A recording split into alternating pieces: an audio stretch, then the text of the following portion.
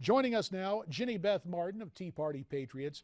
Jenny Beth, it is so good to have you on America's Forum. Thanks so much for your time. Oh, well, thank you so much for having me. Jenny Beth, we heard yesterday, at long last, the IRS agreeing to turn over Lois Lerner's emails. Do you believe those emails will implicate others within the Internal Revenue Service? Well, we saw that it could be the Internal Revenue Service, it could be the Department of Justice, it could be the Federal Election Commission or the administration.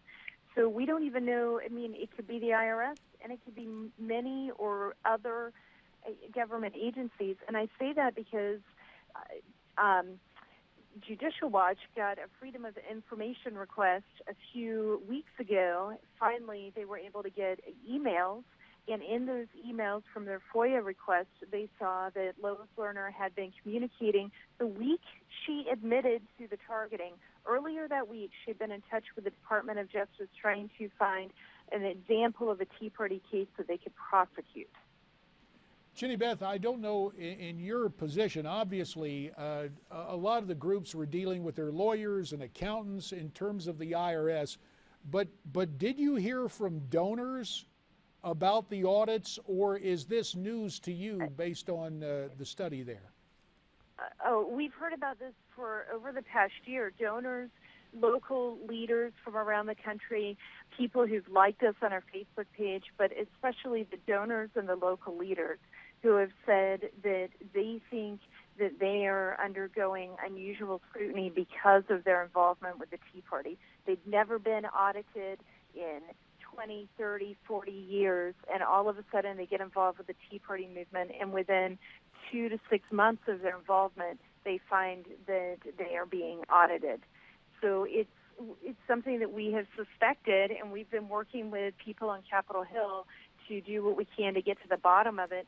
There's simply so many cases and so many people who've told us about it that we don't have the resources to investigate every single case, and the IRS isn't going to give us information about individual taxpayers, whereas they would do that for Congress.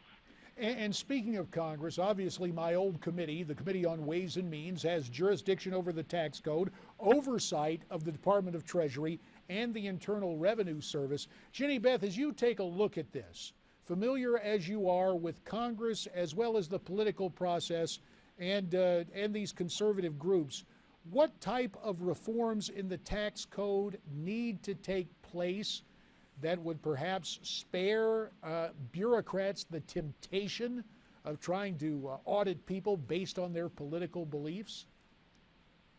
Well, I think that the ultimate reform is that we have to repeal the 16th Amendment. We have to repeal the entire income tax. We can talk about making a tweak here and a tweak there.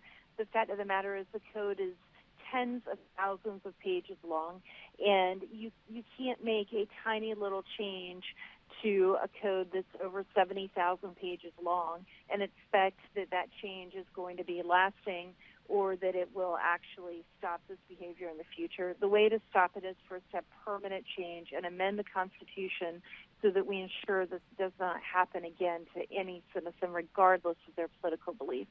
And Jenny Beth, citing the ratification of the 16th Amendment, which led to the direct taxation of personal income, which is what we're going through right now as American taxpayers, and why April 15th, or for many of us who asked for an extension, October 15th, becomes an important day. Just one final note, Jenny Beth, as we take a look at this particular situation. Is there anything in terms of oversight, and I appreciate the long-term notion of genuine tax reform, but given the fact that Treasury and the IRS are already trying to promulgate regulations to actually enshrine this kind of auditing and this kind of curious conduct, do you think the Congress can triumph over the bureaucracy, put an end to this type of political persecution via audit? Yes, they can, and they must. They must do something to stop this. We cannot have the most powerful government agency abusing its power this way, and Congress has the proper role of oversight. Congress can pass laws to prevent certain regulations from being implemented. They can pass laws to roll back other regulations, and they need to do that. And the people who are involved in this, they must continue to investigate it so that we can find each person who is involved and make sure that they are held accountable for what they did. And the new regulations that the IRS is proposing, those must not go into effect.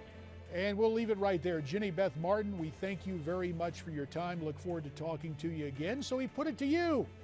Audits. Have you been audited because of your political beliefs? Tweet us your comments at Newsmax TV, #America's Forum.